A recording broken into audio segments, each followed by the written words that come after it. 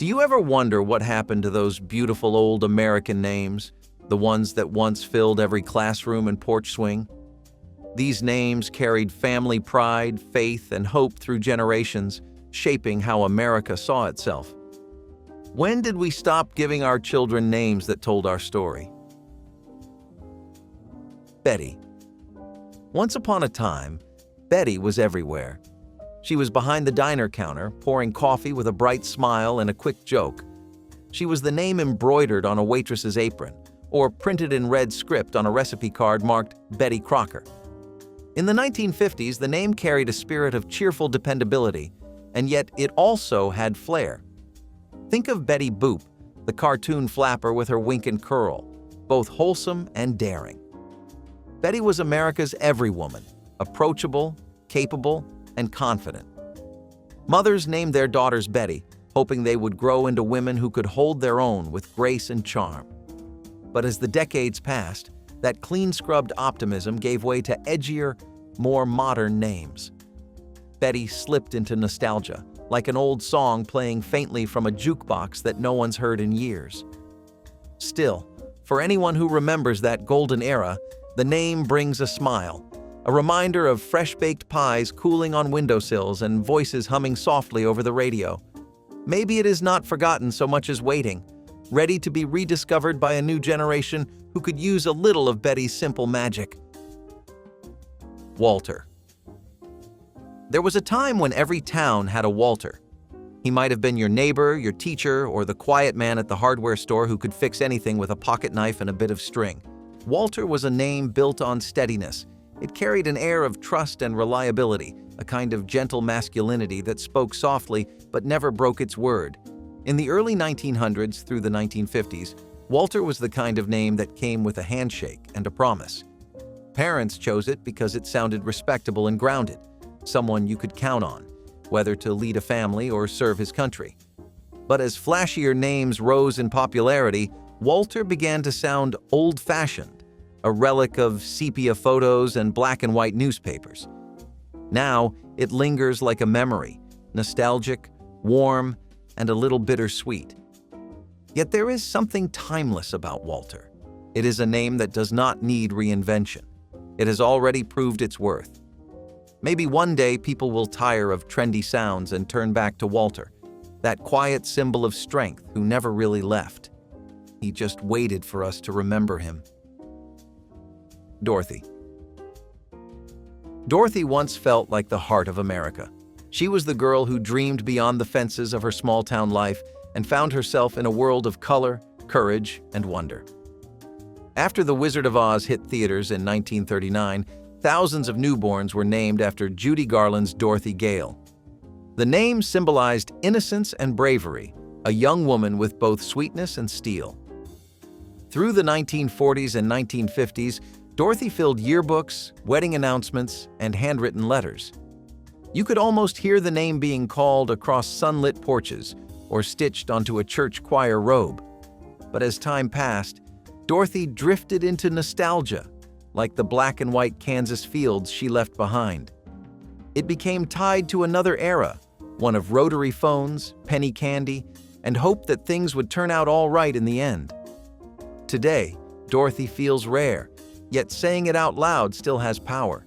It rolls off the tongue like a storybook name, classic, kind, and full of heart. Maybe that is the magic of Dorothy.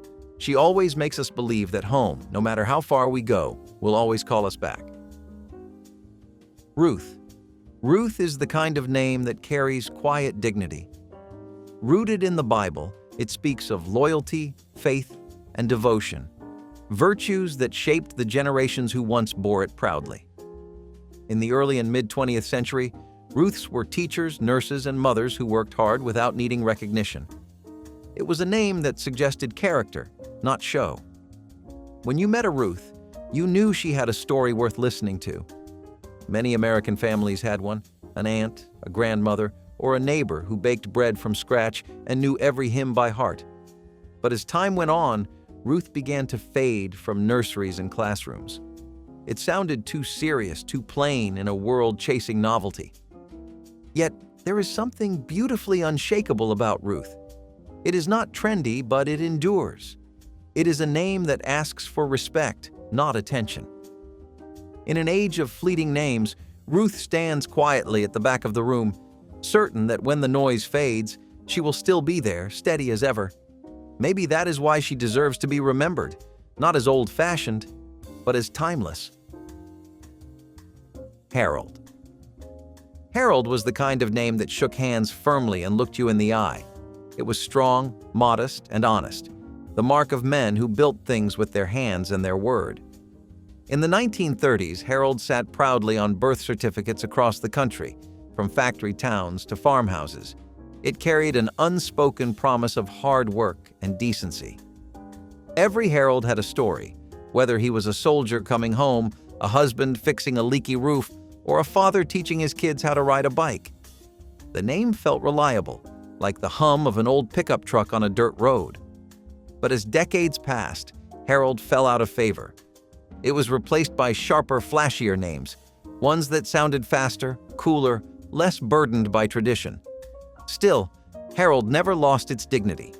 It remains a name that commands quiet respect, a reminder of a generation that valued effort over ease. Say it now, and you can almost hear the echo of simpler times, a name that once stood for everything solid and good in an uncertain world. Ethel. Ethel once sparkled like a strand of pearls. In the early 1900s, it was the name of elegance and grace, carried by women who wore pressed skirts and carried themselves with quiet confidence. It had a musical rhythm to it, the kind that suited both a stage actress and a schoolteacher. It was refined but friendly, fancy but familiar. Every generation had its Ethel, steady, dependable, with a touch of old-world sophistication. But as the century moved forward, Ethel started to sound dated, too tied to the women who lived through 2 wars and a depression. Parents turned to sleeker, lighter names, and Ethel slowly disappeared from the playgrounds. Still, when you say the name today, it carries warmth. You picture a woman who sends handwritten notes, keeps a tidy home, and always makes you feel cared for. Ethel is more than a name. It is a memory stitched into America's early years. And while you may not meet many now, hearing it is like catching the faint scent of lavender in an old linen drawer, a small, sweet reminder of gentler times. Mildred. There was nothing mild about Mildred. In the 1920s, it was a powerhouse name, a symbol of determination wrapped in grace. Mildred was the woman who held a family together during the hardest years, who managed the books, baked the bread, and still found time to laugh at the end of the day. It carried weight and pride, often shortened affectionately to Millie, though the full name had its own quiet authority. Mildred was solid, like the wooden frame of an old farmhouse, practical, sturdy, and built to last. As trends changed, the name began to feel heavy compared to the breezy syllables of modern choices. But there is something deeply respectable about it. Mildred is a name with spine, with presence. It belongs to women who made do and moved forward no matter what. Maybe that is why the name still lingers in old letters and black and white photos, because it represents a kind of strength that never truly goes out of style. Mildred may sound old-fashioned, but behind it lies the story of every woman who turned challenge into survival. Florence. Florence was born from grace. The name itself feels like sunlight through a lace curtain, soft, elegant, and enduring. It was once among America's most cherished names, chosen for its beauty and its association with Florence Nightingale, a woman who embodied compassion and courage. Through the early 20th century, Florence represented refinement. She might have been a piano teacher, a poet, or the aunt who always sent thoughtful gifts wrapped with care. But beneath its delicate surface, the name also held quiet strength. It belonged to women who volunteered during the war, who kept homes running when times were lean. When you hear it today, it feels like a whisper from another time, refined but not forgotten. The name faded as fashions changed, giving way to the briskness of modern trends. Yet Florence remains one of those names that feels eternal, untouched by passing years. It is the sound of a handwritten letter, the feel of silk gloves, the echo of kindness. Maybe one day it will bloom again, just as gracefully as before. Gladys. Gladys once sounded like sunshine. It was cheerful and hopeful, the kind of name that practically smiled when you said it. In the early decades of the 1900s, it spread quickly through small towns and cities alike. It carried a note of optimism that fit perfectly with the spirit of a young America rebuilding itself and moving forward.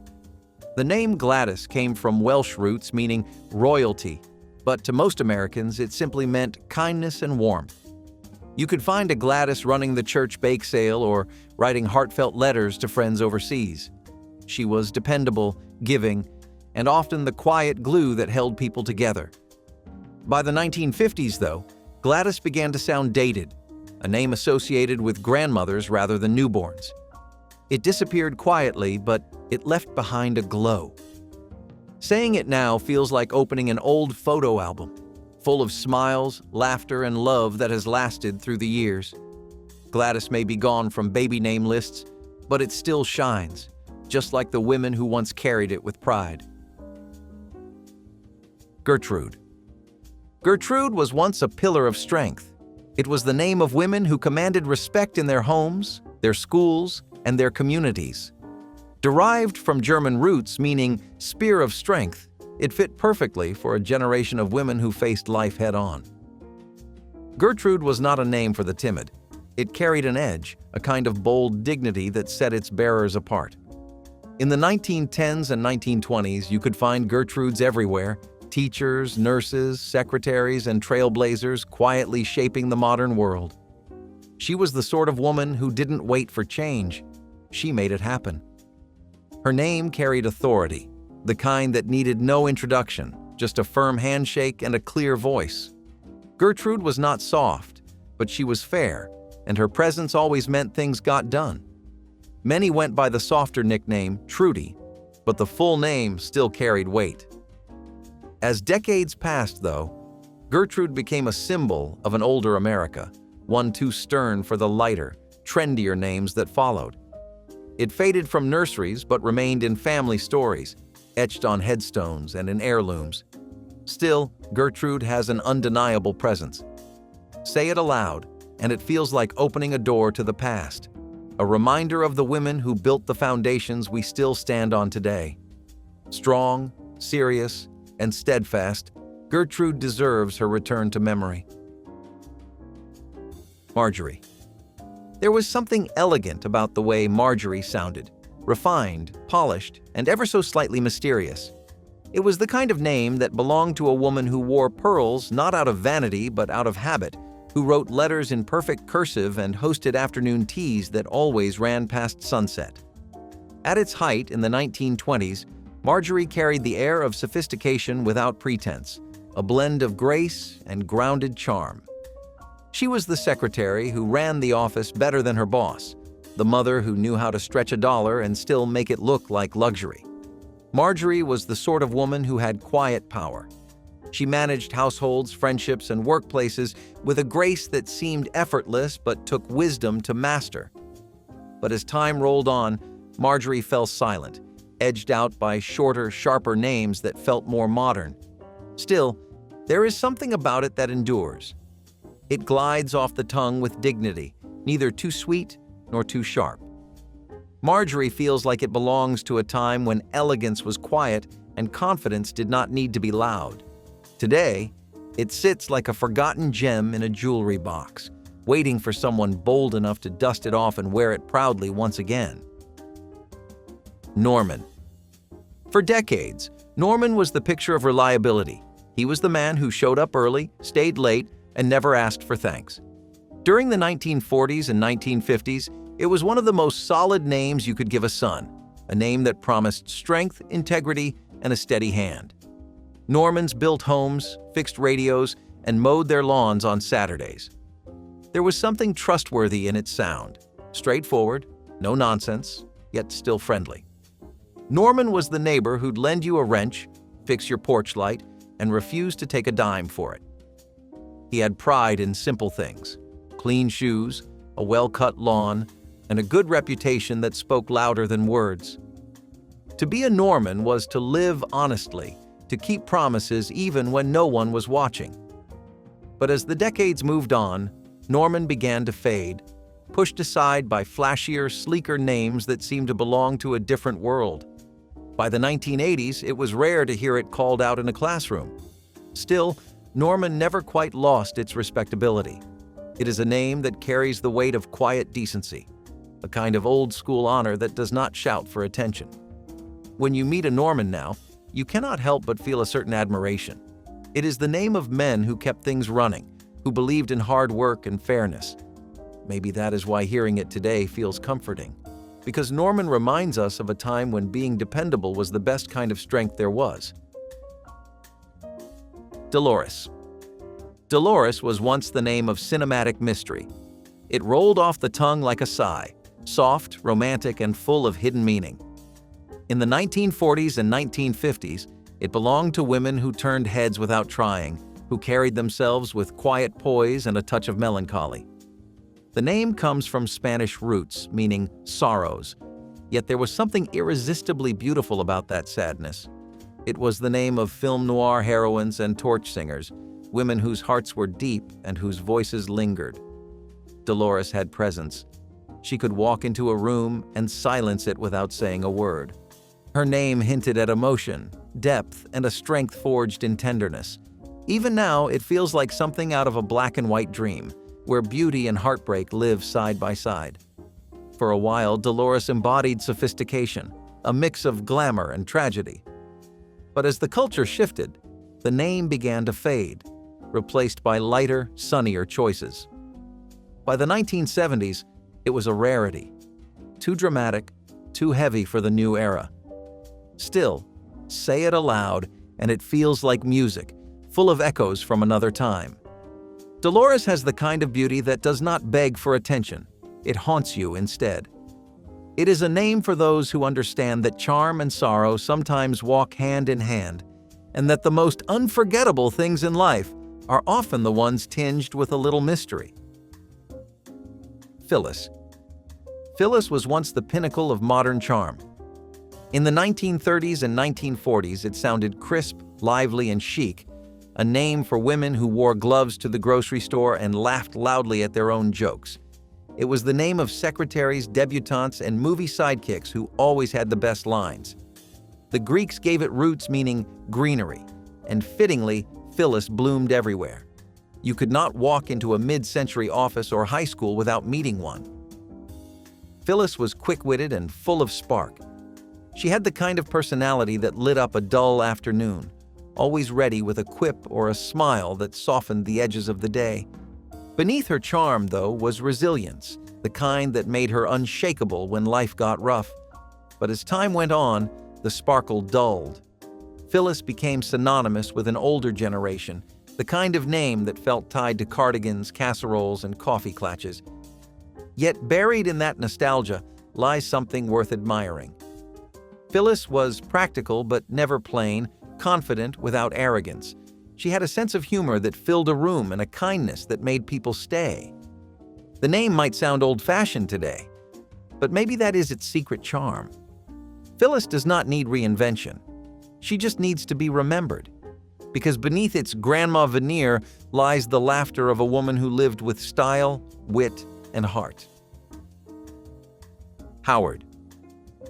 Howard was the kind of name that made you think of a man in a crisp shirt with rolled-up sleeves, a pencil behind his ear, and a job to do. In the mid-20th century, Howard was everywhere. An engineer, a banker, a father, a coach. It was solid, unpretentious, and respectable. You could trust a Howard. He was the kind of man who fixed his own car, paid his bills on time, and coached Little League without ever missing a game. Even his name sounded steady. 2 syllables, no fuss, all backbone. Parents chose it because it promised a future of responsibility and success. The name carried authority, but never arrogance. It was dependable, the kind of name that made you feel safe. But as newer generations came along, Howard began to sound too formal, too tied to the old world. By the 1990s, It had nearly vanished from nurseries, replaced by shorter, breezier names. Still, Howard carries a quiet nobility. It is a reminder of a time when men took pride in doing things right, even when no one was watching.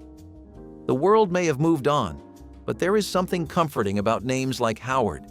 They remind us of fathers who fixed leaky faucets, uncles who gave steady advice, and neighbors who waved from their porches at dusk. Howard was never flashy, but maybe that was the point all along. Edna. Once upon a time, Edna was as common as apple pie. It was sturdy, simple, and full of heart, a name made for women who worked hard, loved fiercely, and lived with purpose. In the early 1900s, every town had an Edna or two. The school teacher who ruled her classroom with kindness, the nurse who knew everyone's story, the aunt who sent you birthday cards with perfect handwriting. Edna was the heartbeat of her community. She knew every neighbor by name, kept a pot of coffee ready for visitors, and believed that doing good was its own reward. Her strength wasn't loud. It was the quiet kind that kept families together and small towns alive. Edna was practical but not dull. It had a humble beauty like a well-worn quilt that never lost its warmth. But as the decades rolled by, the name started to feel old-fashioned, too plain for modern tastes. Parents wanted sparkle, and Edna quietly stepped aside. Still, her legacy never faded.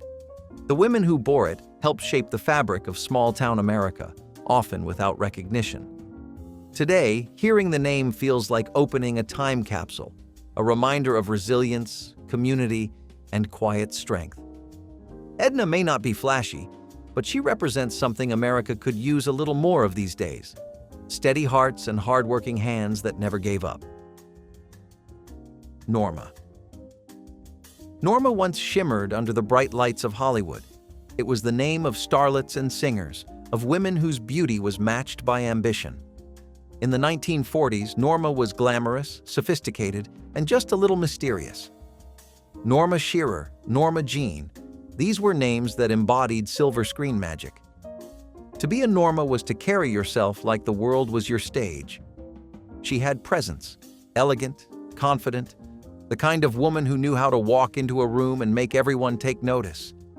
Her name alone carried the soft glow of spotlights and the faint scent of perfume and powder. Parents across America fell in love with its balance of strength and femininity. But like many stars, Norma's light faded with time. By the 1980s, it had become rare, a name whispered in old films or written on the pages of yellowed movie posters.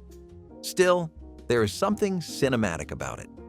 Say Norma, and you can almost hear the echo of applause, the rustle of satin gowns, the hum of a distant orchestra. It belongs to women who carried themselves with poise even when life dimmed the spotlight. Norma might not headline marquees anymore, but her legacy lingers, in the sparkle of nostalgia and the memory of a golden age when elegance ruled the screen. Eugene. Eugene was once as dependable as the sunrise. It was the name of a boy who grew into a man with calloused hands and a generous heart. In the early to mid-1900s, Eugene was among the most popular names for boys across America, a symbol of decency, intelligence, and hard work. There was a Eugene in every classroom, every baseball team, every church choir. He was the steady one, the friend who helped you move, the husband who built your first home, the father who fixed what was broken without being asked. You could always count on a Eugene to do what needed to be done, no fanfare, no shortcuts. In a world that moves too fast, his name feels like a deep breath and a slower pace. It was not a flashy name, but it carried pride. Many Eugenes, often called Gene, became inventors, soldiers, and fathers who built the nation's backbone. Over time, though, the name fell victim to fashion. It began to sound too proper, too serious for a new generation chasing lighter tones and simpler syllables. But Eugene still holds its ground. It is thoughtful, reliable, and humble, the kind of name that wears age well. It does not need to shout to be remembered. In a world obsessed with reinvention, Eugene stands as a quiet reminder that sincerity never goes out of style. Lois. Lois once stood for everything wholesome about mid-century America. She was the girl next door, the librarian who knew everyone's name, and the intrepid reporter who could outthink Superman himself. In the 1940s and 1950s, the name symbolized intelligence, independence, and an underlying sweetness that made it universally adored. Parents loved its simplicity. 2 syllables, strong and graceful. Lois had a spark that made her unforgettable. She was curious, clever, and endlessly capable, the kind of woman who solved problems while others were still talking about them. Her name carried the spirit of progress, the quiet confidence of a generation discovering what women could truly do. But as the decades moved on, Lois began to sound like a name from the past, tied to typewriters, milkshakes, and swing music. Still, there is something undeniably charming about it. Lois feels honest, free of pretension, full of heart.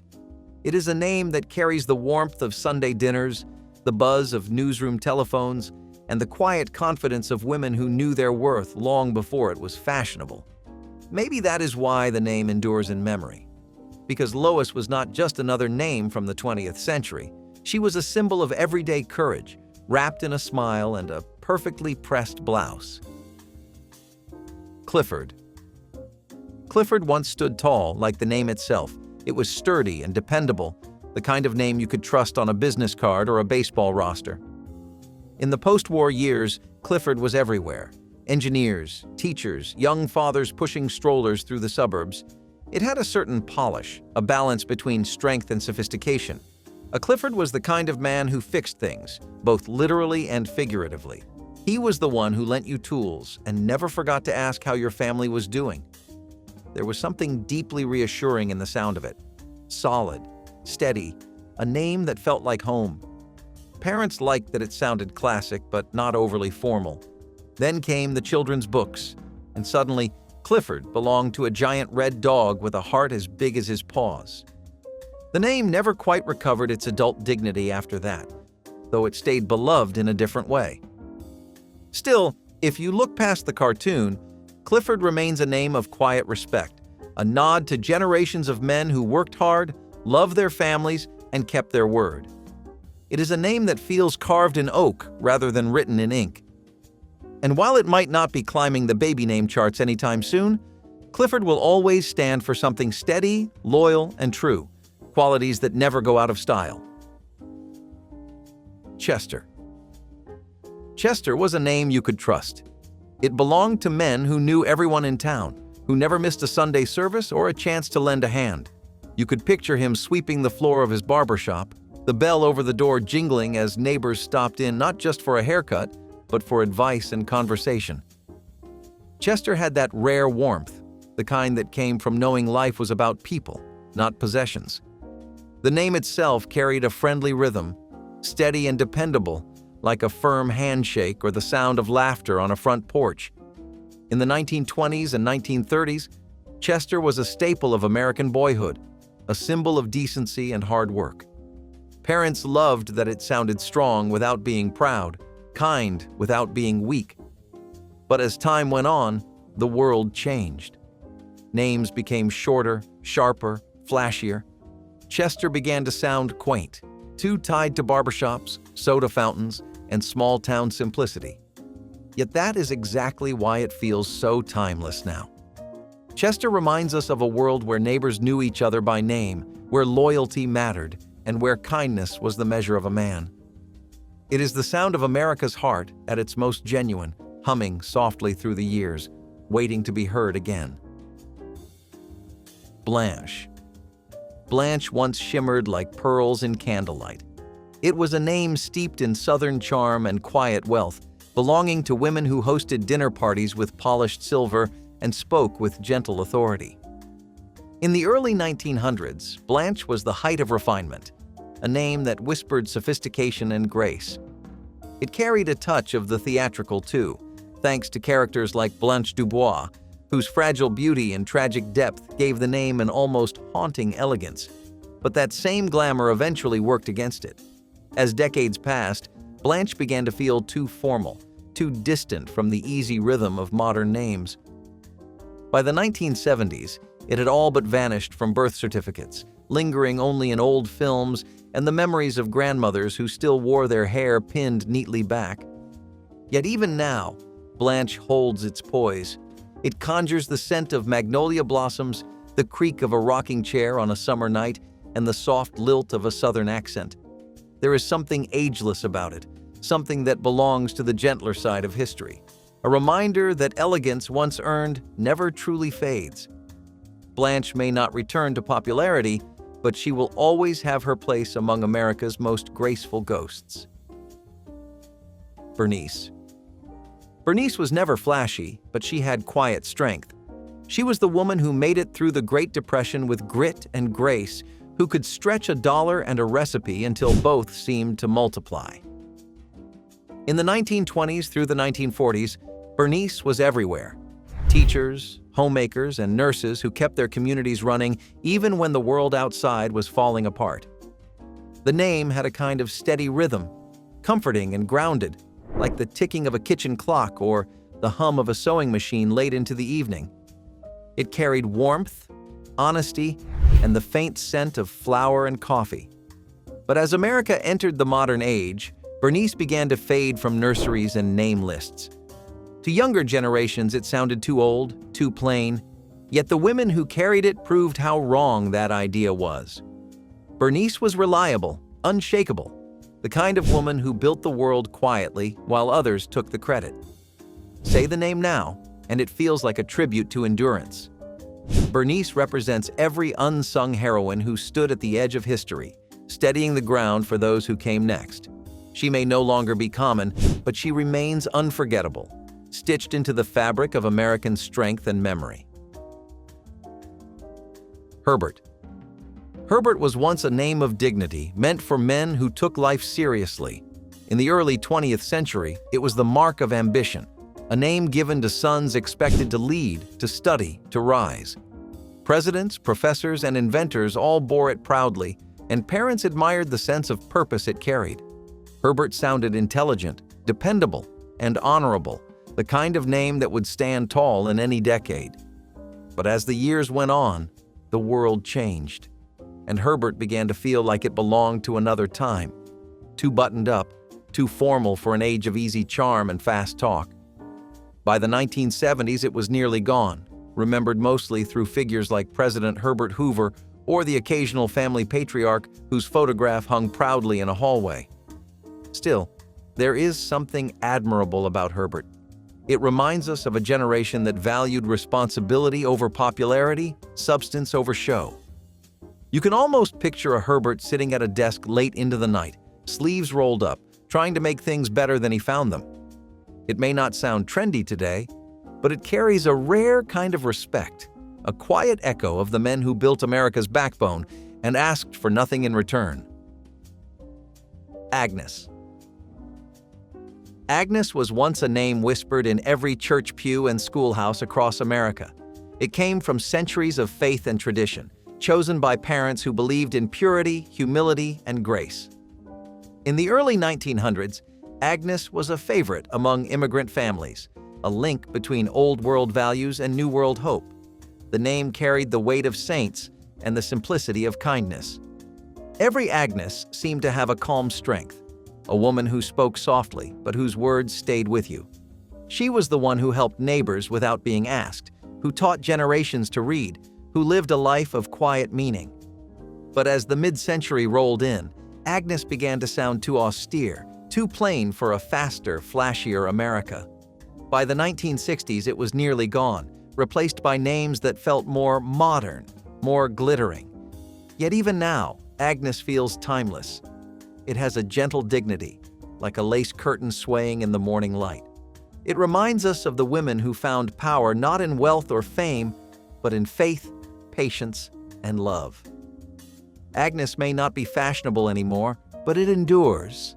An honest, humble name that still feels like a prayer whispered through history. There was nothing quite like the feeling of riding a banana seat bicycle for the first time. The long, curved seat, the high-rise handlebars, the way the bike seemed to stretch out like a lowrider built for kids with dreams of speed and freedom. It looked goofy at first, like it was too much bike and not enough sense. But when you climbed on, you understood immediately. This was not just a bike. It was a ride. The kind of ride that made you feel bigger than you were, cooler, like you belonged on a summer road with no adults in sight and no plans for the day except maybe a trip to the corner store for some candy. These bikes were built for fun, not function. They turned corners with swagger. They made hills feel like roller coasters. They were the kind of trend that looked strange sitting still but came alive in motion. And even though plenty of grown-ups scoffed and said it was impractical or flashy, they never understood the magic. The banana seat was a throne, a chariot, a symbol of independence when everything else still had training wheels. They were young, they were messy, and they looked just like us. The Brat Pack were not heroes or superheroes. They were teenagers who felt everything too hard and said it out loud. When you watched The Breakfast Club, it was not a movie. It was a mirror. These kids, Molly Ringwald, Emilio Estevez, Ali Sheedy, Anthony Michael Hall, they were your classmates, your crush, your quiet friend who wrote poems in the back of her notebook. They showed us that being misunderstood was not weakness. It was the most honest thing in the world. And America listened. These films made teenagers visible in a way no generation had done before. It was all there. The loneliness, the rebellion, the awkward crushes and silent pain. The Brat Pack did not just make films. They captured youth itself, wild and raw and unforgettable. They came, they burned, and then they vanished. The fame faded. The faces grew up. But the emotions, they still hit like a first heartbreak. In a world of curated youth and perfect filters, we forget what it felt like to be truly, painfully real. And maybe that is why those faces still haunt us in the best way. The Nerf Ball was not just a toy, it was permission. Permission to throw, jump, chase, and tackle indoors without worrying about broken windows or bruised siblings. When it launched in 1969, it quietly revolutionized playtime in the 1970s. This soft, squishy ball, usually bright orange or yellow, was more than foam. It was freedom. For kids stuck indoors during rainy days or cold winters, the Nerf Ball turned living rooms into stadiums. It was tossed down hallways, bounced off walls, smacked off ceilings, and it never hurt anyone. That was its genius. It let kids be rowdy without consequences. No one had to yell, "Not in the house," anymore. Suddenly, tag became dodgeball. A lazy Sunday became a full-blown game of catch, and for many kids, it was the first time a ball felt safe. It was something even little siblings could join in on. Parents accepted it, teachers tolerated it, kids lived for it. The Nerf Ball was not flashy. It did not talk or light up. But it had this perfect bounce, this perfect softness, and it never failed to make playtime better. In a world full of do not touch, Nerf was the one thing kids were always allowed to grab and throw as hard as they could. Bugles arrived in 1966, and with them came a whole new shape of snacking. Shaped like tiny trumpets or cones, they were the snack you could eat or wear. Kids popped them onto their fingertips, wiggled their hands like claws, and then crunched them down one by one. But the novelty was not just in the shape. Bugles had a distinct texture, light, crispy, and a little flaky, that made them feel different from chips or pretzels. The corn-based flavor was salty, a little buttery, and oddly addictive. Unlike many snacks of the era, Bugles were not trying to copy something else. They were their own thing. Whether poured into a bowl for a party or packed into a lunchbox for recess, they brought a certain crunchy cheer to any setting. Parents liked that they were baked, not fried. Kids just liked that they were fun. Bugles became a staple of 1960s snack shelves alongside pretzel rods and Fritos, but they stood out for their playfulness. Even now, decades later, slipping a Bugle onto your finger sparks a flash of childhood. They were silly, satisfying, and one of the few snacks that doubled as a costume. Latch hook kits showed up under Christmas trees and on craft store shelves all across the country. They looked boring at first. A mesh canvas, some yarn, and a weird little hook. But the moment you sat down with one, you got it. This was not just a hobby. It was therapy, disguised as art. You looped. You pulled. You built something from scratch, one tiny tuft at a time. And slowly, the image appeared. Maybe it was a rainbow. Maybe it was a cartoon cat. Maybe it was a psychedelic swirl of nonsense colors that only made sense to you, but it was yours. And it was soft. Latch hook rugs were the 1970s answer to stress balls and fidget toys. They gave your hands something to do while your mind wandered, while the television buzzed in the background, while the world outside felt chaotic and overwhelming. Not everyone appreciated them. Some called them tacky, pointless. But that was never the point. The point was the quiet joy of making something that served no real purpose, except to comfort you. And in a decade full of noise, that comfort meant everything. Michael Jackson did not just release an album. He changed the atmosphere. Thriller was not music. It was lightning caught in vinyl. From the moment that beat hit and Vincent Price whispered his haunted verse, you knew you were in a different world. Released in 1982, Thriller became more than the best-selling album of all time. It became the measuring stick for what pop music could be. The music video? It was a short film. Zombies, red jackets, moonwalks. It was terrifying, brilliant, and utterly unforgettable. And it proved that music could be cinematic, a full-body experience. Jackson's blend of pop, rock, and funk was daring, but his visuals were what made him immortal. He did not just perform. He possessed the stage. Every kid on the block tried the lean. Every radio played the album front to back. And when he danced on that sidewalk, the whole world watched. But over time, we stopped seeing just how big this moment was. Today's music feels disposable by comparison. Fast, shallow, forgettable. Thriller was not just a pop album. It was the last time the whole planet danced to the same rhythm. When did we stop making music that haunted us, in the best way? There was something magical about a Saturday morning where math and grammar danced across your screen to a killer beat. Schoolhouse Rock was the rare mix of educational and unforgettable. Launched in the early 1970s, these animated shorts played during cartoon blocks, slipping in lessons between episodes of superheroes and slapstick. But they did not feel like school. They felt like music videos made just for kids, catchy, colorful, and endlessly clever. Conjunction Junction, I'm Just a Bill, 3 is a magic number. These were not just songs. They were memory hooks, hooks that stayed with you for life. Even now, adults who grew up in that era can still sing every word. That is how deep it went. That is how much it mattered. Schoolhouse Rock did not just teach facts, it taught confidence. You could walk into class knowing what an adverb was, not because of your teacher, but because a cartoon train told you so. And you believed it. It gave kids ownership of knowledge. It made learning feel cool. In a time before digital everything, it was one of the first shows to prove that entertainment could be smart without being boring. It was a soundtrack to childhood that made your brain sing. Fondue parties were peak 1960s sophistication, cheesy, communal, and irresistibly fun. Imported from Switzerland and embraced by American hostesses everywhere, fondue turned dinner into an event.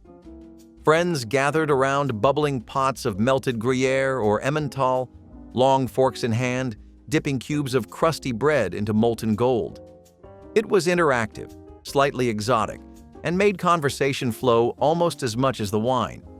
The fondue pot itself became a household item, sleek, colorful, often gifted at weddings. There were rules. Do not drop your bread in the pot, stir in a figure 8, and keep the cheese smooth. Some added white wine or garlic, others experimented with chocolate fondue for dessert. Either way, the evening was about more than food. It was about sharing, laughing, and leaning in, literally and socially. In an era that embraced kitsch and community, fondue was a perfect fit. It brought people together in a circle, turned dinner into performance, and gave every guest a role to play. Long before tapas or charcuterie boards, fondue was the original shareable meal. For those who remember the scent of wine and cheese wafting through a mid-century living room, it was a flavor and feeling that defined the times. Only in the 1970s could a rock become a celebrity. The pet rock craze of 1975 was so absurd it made sense. For just under $4, you could buy a smooth gray stone nestled in a cardboard box with breathing holes and a care manual. It had no eyes, no mouth, no tricks, and kids adored it. Why? Maybe because it was funny, maybe because it was simple, or maybe, deep down, it was because even the most ordinary thing could feel special with enough imagination. Children gave their pet rocks names, personalities, backstories. They were carried in pockets, introduced to friends, given beds made from shoeboxes. Some kids genuinely believed their rock understood them. It never talked back. It never judged. It just was. And in a world of flashing toys and plastic noise, the pet rock was oddly peaceful. A quiet rebellion against doing too much, against always needing more. It reminded kids that anything could be a toy if you loved it enough. The pet rock was not a gimmick. It was a mirror. It showed how much kids could create out of nothing. And somehow, that silly little stone became one of the most unforgettable fads in history. The screen flickered. You blew into the cartridge, and suddenly, magic. The Nintendo Entertainment System was not just a console, it was a resurrection. In the early 1980s, the video game industry had crashed hard. Too many bad games, too little trust. Then came Nintendo, sleek, gray, and unforgettable. It brought discipline back to design, quality back to gameplay, and joy back to living rooms. Super Mario Bros., The Legend of Zelda, Metroid, Duck Hunt. These were not just games, they were rituals. You did not play them, you lived them. The music stuck in your head, the secrets whispered on playgrounds, the hours you spent mastering pixel-perfect jumps. Nintendo created a language kids shared across the country, a shared dreamscape. It made nerds into heroes, siblings into teammates, and parents into confused spectators. And even today, the nostalgia runs deep. But it all started here, with a console that revived an industry and raised a generation. There was no internet, no patches, no downloads. Just you, the screen, and a controller with two buttons that somehow felt like a key to another world. When did play stop feeling like a portal? They looked like something straight out of a history book. Ruffles, high collars, floral prints, and ankle-length hemlines that screamed 1800s. At first glance, prairie dresses felt like a costume, too old-fashioned, too modest, too buried in the past. But then something strange happened. Women started wearing them everywhere, not to pretend they were pioneers, but to reclaim softness in a hard world. Prairie dresses were about comfort, freedom, letting your body breathe while still making a statement. In the chaos of disco balls and synthetic fabrics, prairie dresses brought quiet beauty back into fashion. They reminded people of something simpler, something that felt like home. At first, critics laughed. They called it a step backward. But the ones who wore them knew better. These dresses did not silence women. They gave them room to move, to twirl, to stand in the sun without a care in the world. It was a fashion revival wrapped in lace and nostalgia. The past, updated for the present. People began layering them with denim jackets, wearing them to concerts, picnics, and even protests. They became soft armor in a world that often demanded edges. Prairie dresses were not just about fashion. They were about memory, about honoring roots while still stepping forward. And for a while, they made the world feel just a little more peaceful. Masters of the Universe was the first time kids got a full-blown animated saga wrapped around their plastic heroes. It was a marketing masterstroke, a show designed to sell toys that actually made you believe in the characters. Skeletor, Tila, Orko. They were not just sidekicks or enemies. They were your childhood companions. Every after-school episode felt like an adventure. You learned courage, honor, even self-worth, all before dinner. These were not simple toys. They were world builders. Your bedroom floor became Eternia. and your imagination had no limits. But eventually, they made way for flashier franchises, newer tech, and shinier packaging. He-Man was packed up in boxes, left behind with broken swords and dusty armor. But his impact never really faded. For one golden stretch of years, kids were the authors of epic tales, not just the audience. And in those stories, anything felt possible. Why did we stop handing power to the people? Micronauts were not household names like G.I. Joe or Star Wars toys, but for the kids who loved them, they were everything. Small, strange, and endlessly customizable, Micronauts were the science fiction building blocks of your imagination. Released in the late 1970s, they came with magnetic limbs, clear plastic torsos, interchangeable armor, and ships you could take apart and reconfigure 100 different ways. There was no show at first, no comic book, just you and your mind filling in the gaps. What planet did they come from? What powers did they have? It did not matter. You decided. The Micronauts were yours. One day they were heroes. The next, they were villains. Their limbs could pop off. Their vehicles turned into bases, walkers, or weapons. They were not just action figures. They were tools for storytelling. And every kid who had a handful knew the thrill of inventing whole galaxies on the living room floor. While other toys had scripts, Micronauts had potential. They invited you to build the adventure, not just follow it. They were futuristic, weird, and wild, and that made them unforgettable. In a time before everything came with instructions, Micronauts handed you the pieces and whispered, "Go create." Tang was not just a drink. It was an icon of American space-age optimism. Though developed in 1957, it exploded into fame in the 1960s when NASA used it during Project Mercury and Gemini missions. Suddenly, drinking Tang meant more than just orange-flavored powder. It meant drinking like an astronaut. Kids begged their parents for it.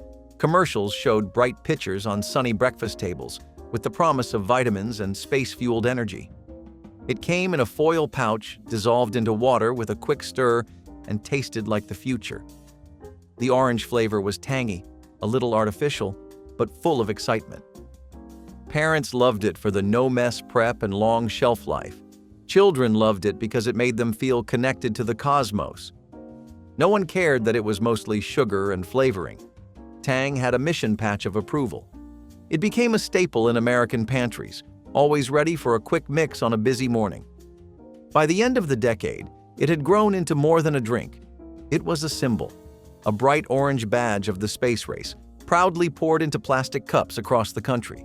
And for many, one sip still tastes like childhood and liftoff. The first time someone saw a beanbag chair, they probably thought it was a deflated pillow with no purpose. No back support, no legs, no structure. Just a blob of squishy fabric filled with tiny beads, sitting there like a mistake someone forgot to throw out. But then, someone sat in it, and everything changed. Beanbag chairs did not care about proper posture or furniture rules. They molded to you. They embraced you like a soft, shapeless hug that said, "You do not have to sit like an adult right now." Kids loved them. Teenagers made them their throne. College dorm rooms practically built their entire identities around them. You could throw one into a corner, and suddenly it was the coolest seat in the house. And that was the thing. What seemed lazy and sloppy turned out to be genius. It was comfort without apology, a rebellion against stiff couches and uptight dinner chairs. Beanbag chairs became the symbol of do your own thing in a decade that desperately needed that message. The 1970s were messy, unpredictable, and loud. And so were these chairs. They belonged. They fit right in. And even if adults scoffed at them, they eventually sat down. And once they did, they stayed. Before TikTok dances, before YouTube tutorials, there was a sidewalk, a stereo, and a kid spinning on cardboard like gravity had rules just for him. Breakdancing was not taught, it was born. From the cracked pavement of urban neighborhoods came something wild, fluid, and fearless. It did not ask for a stage, it made one. With every headspin, freeze, and windmill, breakdancers told their stories. No words, just rhythm, sweat, and defiance. It was not about money or fame, it was about respect, street cred, style. It started in the Bronx and echoed across the world. Suddenly, every town had a crew. Every school dance had a circle. You practiced until your elbows bled, because you had to nail that move. Then, slowly, it went mainstream. Adidas tracksuits, pop and lock TV specials. Corporate America tried to bottle the lightning. And while the world moved on to cleaner trends, the heartbeat of breakdancing never died. We forgot it for a while, like a song stuck at the bottom of a playlist. But for those who lived it, who felt the concrete scrape and the music hit, it was everything. When did we stop dancing like we had something to prove? Barbie in the 1970s was more than plastic. She was a portal, a way to imagine what life could look like if the world were just a little more pink, a little more perfect. Kids did not just play with Barbie, they lived with her. She had outfits for every occasion. Dream houses with elevators, cars with glittering wheels. She could be a doctor, an astronaut, a fashion model, a veterinarian, all before you had even picked a major. Her world was one where nothing felt too big to dream. And for a generation of girls, and more than a few boys, Barbie was proof that you could be glamorous and powerful at the same time. You could give her stories, drama, triumph, romance, heartbreak. You could change her hair, swap her clothes, reinvent her life in one afternoon. Barbie taught kids to narrate, to imagine, to believe that reinvention was normal. And even when her legs got loose or her hair went frizzy, you still loved her, because she had been there. She had danced across your carpet, ridden in your bike basket, and laid beside you on nights you were too afraid to sleep alone. Barbie was never just a doll. She was you, just with a better wardrobe. Operation was not just a game, it was a test of nerves. Released by Milton Bradley in 1965, this battery-operated board game turned you into a surgeon, operating on a cartoonish patient named Cavity Sam. He lay there in his hospital gown, wide-eyed and helpless, with little cavities holding ailments like a funny bone, a wishbone, or a Charlie horse. The goal? Use tweezers to remove each piece without touching the metal edges of the cavity. If you slipped even slightly, the board buzzed loudly and Sam's red nose lit up. That buzz? It haunted dreams. Kids would wince, laugh, and shout all at once. The challenge was as much about steady hands as it was about keeping calm under pressure. Operation was competitive, silly, and oddly tense. You might remember tilting the board to cheat or holding your breath during a particularly tricky extraction. It was often pulled out during family game night, and even adults found themselves sweating over the tiny butterfly in the stomach. Operation was more than a toy. It was an experience, a rite of passage. And the first time many kids learned that success sometimes comes down to keeping a steady hand. One photograph changed everything: a red swimsuit, a dazzling smile, and a cascade of golden feathered hair that seemed to defy gravity and define an era. Farrah Fawcett's hair was not just a hairstyle, it was a cultural shift. At first, people thought it was too big, too styled, too much. But they stared. They clipped the photo. They brought it into salons like it was sacred scripture. Suddenly, every woman wanted that hair, and every man noticed it. It was soft but powerful, controlled chaos. It flipped and flowed like waves caught in the wind. It made regular hair look flat and forgotten. And the beauty of it? You did not have to be Farrah to wear it. You just had to have a blow dryer, a round brush, and the patience of a saint. Because those layers, that volume, it took work. But it was worth it. Girls stood in their bathrooms for hours trying to master the flip. Mothers tried it. Daughters perfected it.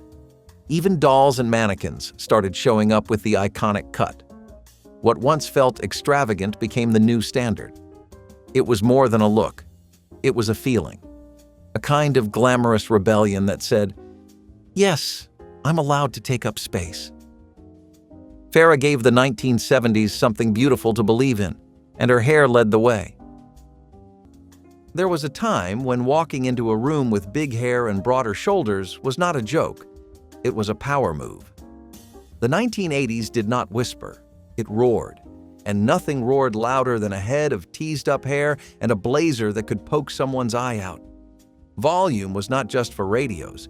It was for your whole look. Women padded their suits to match men in the boardroom. Men sprayed their hair like rock gods and strutted down sidewalks like runways. Every silhouette was a billboard. I am here. You will notice. It was the decade of excess, and style reflected that hunger. Hair reached for the ceiling, shoulder pads touched the clouds, and for a brief moment, confidence had a uniform. It was not about subtlety. It was about stature. You looked big to feel big, and in a strange way, it worked. But trends fade, and now those old photos look like caricatures. But underneath the neon and aquanet, something real was happening. People were learning how to be loud without saying a word. We laugh now, but maybe what we lost was the bravery of standing tall, even if it meant stuffing your sleeves to get there. If these forgotten American names stirred a memory or made you smile, tell us which one you'd bring back in the comments, tap that like button to keep the nostalgia alive, and subscribe so you never miss another walk through America's past.